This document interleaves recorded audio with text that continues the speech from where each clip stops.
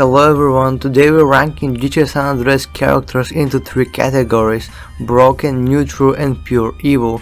Keep in mind this isn't a ranking of every character in the game, just a selection of them. We'll start with the broken one. Sweet is a tragic character whose life has been shaped by the harsh realities of growing up in a poor neighborhood. As the oldest brother in the Johnson family, Sweet took on the responsibility of stealing to provide for his family. Despite the struggles, Sweet never turned to drugs because he knew that they would destroy his community and the hood he loved. His bitterness towards CJ stems from a deep feeling of abandonment. After Brian's death, CJ left Los Santos and Sweet had to shoulder the weight of taking care of their mother alone, along with Kendall. The assassination of their mother was a failed plot to kill Sweet, but the true betrayal came from Big Smoke and Ryder, whose actions were primarily directed at Sweet, not CJ.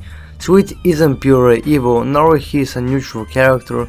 He is someone deeply affected by his environment and the weight of his responsibilities. His actions are driven by love for his family and a sense of duty to his community, but they've left him broken, struggling to reconcile the loss and betrayal around him. Mad Dog is another tragic character, and his downfall is a direct result of circumstances beyond his control. Unlike Sweet, he is not a gangster. He's a successful rapper who was attacked by the harsh realities of the streets. After the death of his manager and the theft of his prized rhyme book, Mad Dog's life spiraled downward. His career took a massive hit, and he was forced to sell his mansion to the drug dealer Big Papa, further interrogating him in a war he never wanted to be a part of. At his lowest, Mad Dog even completed suicide, and it was only thanks to CJ's intervention that he was saved. Throughout his struggles, Mad Dog never showed any malice or evil intentions towards anyone. He was simply a victim of circumstances, a rapper who got caught in a dangerous world that ultimately ruined his career and nearly his life. Mad Dog belongs in the broken category because despite the hardship he faced, he never turned to pure evil. His downfall was due to the actions of others, not his own violence. Officer Hernandez was once a recruit in the crash unit, joining with the belief that they were working to clean up streets and rid of Los Santos gangs. However, the harsh reality of tempering Pulaski's true agenda soon became clear to him. Hernandez quickly realized that the unit wasn't about protecting the city, it was about making dirty deals with gangs, using them as pawns to carry out illegal operations and build a corrupt business empire. This transformation of the crash unit into a gang-like organization deeply delusioned Hernandez. Despite this, Hernandez wasn't inherently evil. In fact, he eventually became an informant for the International Affairs Bureau, trying to take down Tempany from the inside. Hernandez testified against Tempany, which ultimately led to his downfall.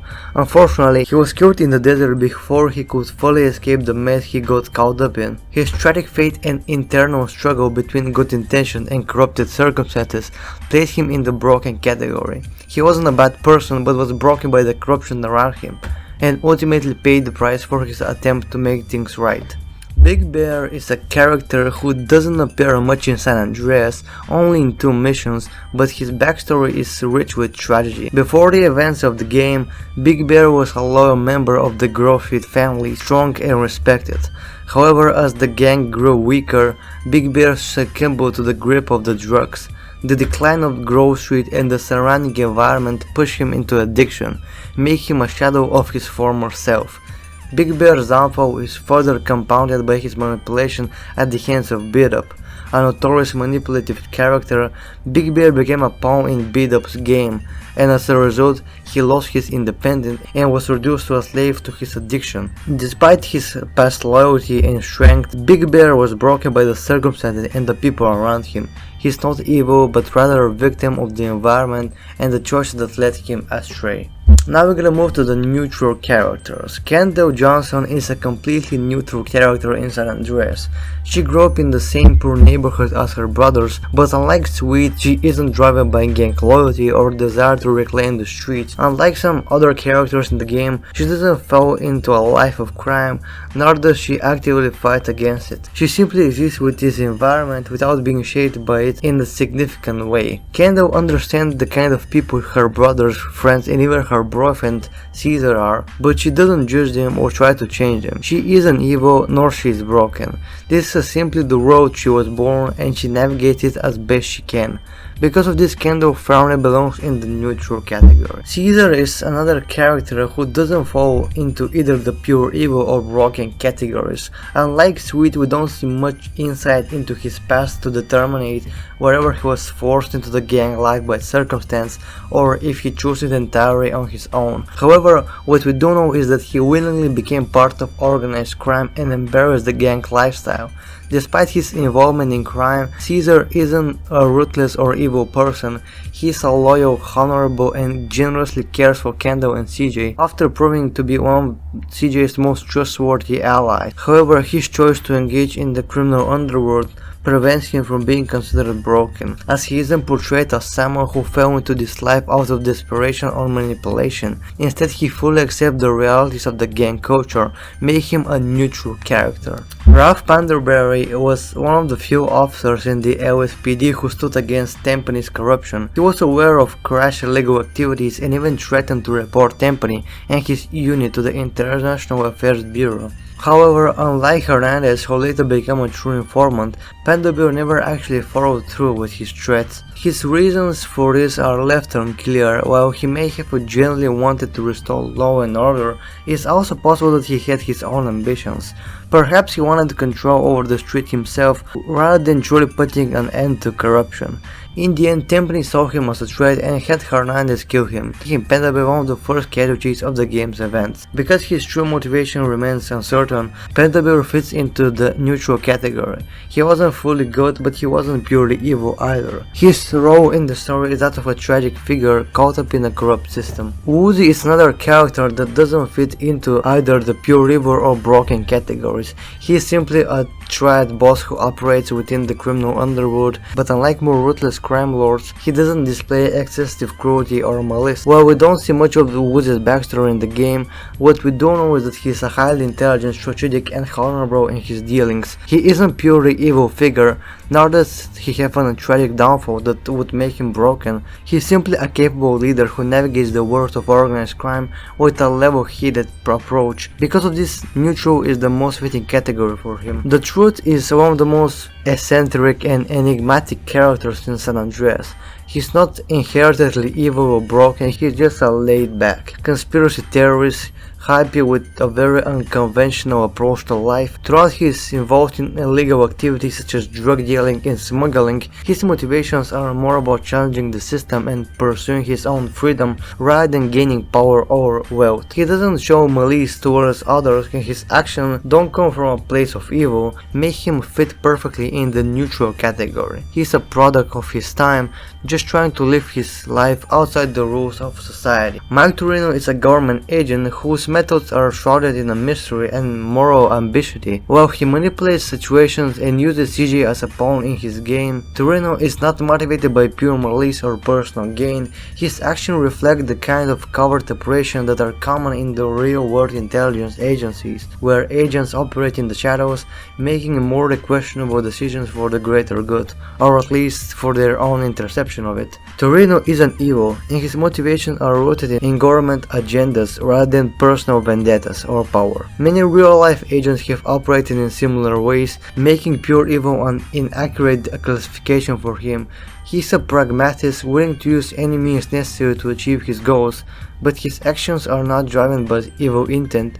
This places him firmly in the neutral category. Now we're gonna move to the final pure evil category. First off, we have the obvious one, Officer Tempany.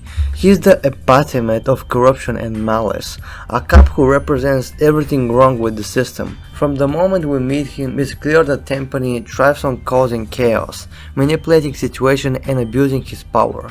His goal isn't to uphold the law but to further his own agenda, using fear, manipulation and violence to control the streets. As the main antagonist of San Andreas, Tempany is involved in some of the worst actions of the game. He is responsible for countless injustices, from running the corrupt Crash unit to setting up CJ and his family for personal gain.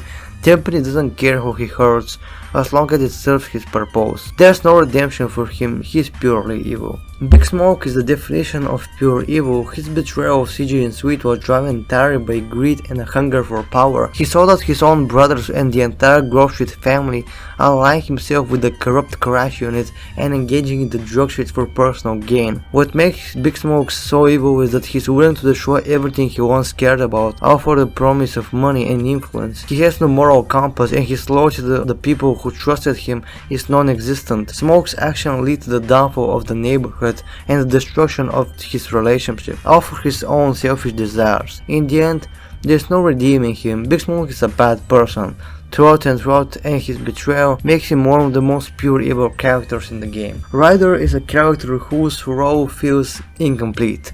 Likely because of the behind the scenes issues during development, his betrayal of CJ and the Grove Street family feels somewhat forced, especially considering his earlier mission that seemed to support the gang. Originally, Ryder wasn't meant to be the traitor we see in the game. Many signs point to him being a loyal member to Grove Street. However, given the story final outcome, where he teams up with Big Smoke and sells out his own people for money and power, he fits into the pure evil category.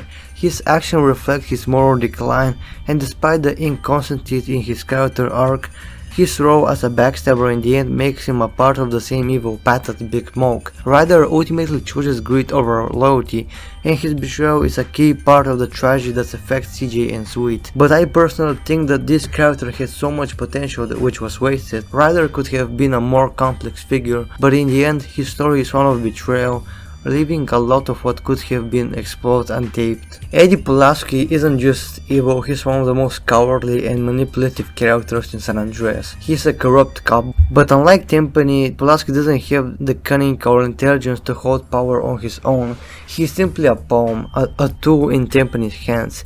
Timpani controls him like a toy, using Pulaski for his own purposes without any respect for him as a partner. Pulaski's actions are driven by fear and greed. Despite his stupidity, Pulaski is still a pure evil character. He's willingly participating in the destruction of others and the connotation of the system that keeps people like him in power. But in the end, he's nothing more than scared, subservient puppet. OG Locke is the perfect example of an ego-driven, self-serving character with no loyalty or morality. He's a bad rapper and even worse friend, and someone who only looks out for himself.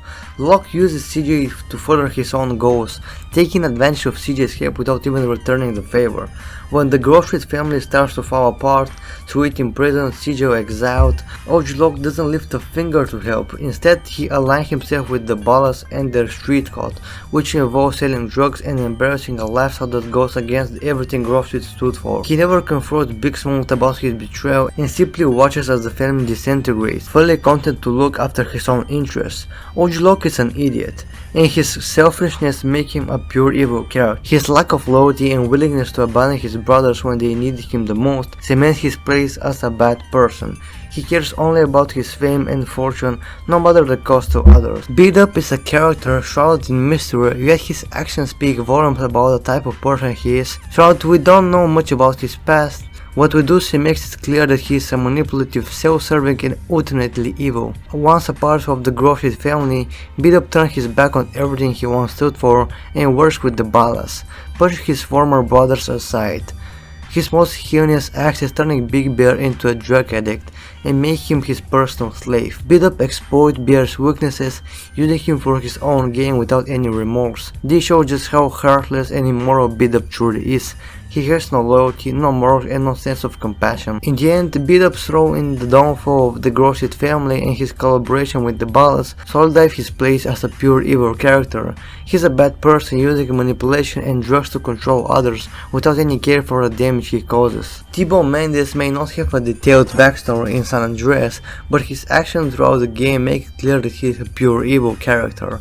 A member of the local syndicate, T-Bone is deeply involved in the drug trade and criminal underworld. He is ruthless, manipulative, and shows no moral compass when it comes to getting what he wants. Even without much backstory, T-Bone's actions in San Andreas speak volumes about his character. He's a cold, calculating individual, making him another key example of a pure evil character who thrives on chaos and manipulation. So yeah, that was all for today. If you want a part 2 talking about much more characters, because in this video I didn't put all of them because there are just too many. If you want part 2, let me know in the comments. Be sure to subscribe for more videos, and I'll see you soon in the next video.